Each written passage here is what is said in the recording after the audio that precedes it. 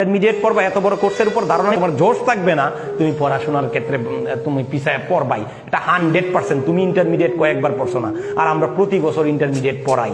আমরা কিন্তু জানি কে কিভাবে পিছনে পড়ে, কে কিভাবে এগিয়ে যায়। তো আমাদের উপর আস্থা রাখতে হবে, আস্থার মূল্য তোমরা কিন্তু পাবা, অবশ্যই পাবা। তাহলে একটু লক্ষ্য করো, আস্থা নিয়ে আগাও, তাহলে একটু লক্ষ্য হবে, কারণ এক্ষেত্রে ক্ষতি হবে। তুমি যদি বলতে গেছো জ্ঞান দিতেছেন, জ্ঞানই দিতেছি।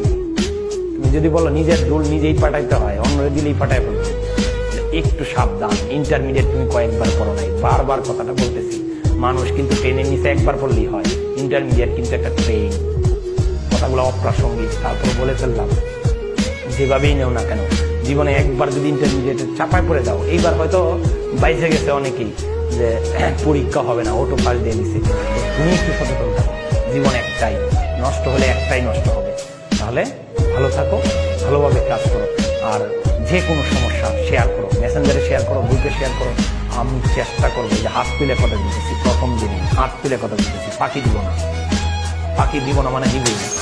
তুমি একটু সচেতন থাকলেই আমরা আমাদের লক্ষ্যটাকে, অভিষ্ট লক্ষ্যটাকে অর্জন করতে পারবো। আমার সাথে থাকো বা আমাদের সাথে থাকো, ক্লাসগুলো করো, নিজে একটু চেষ্টা করো।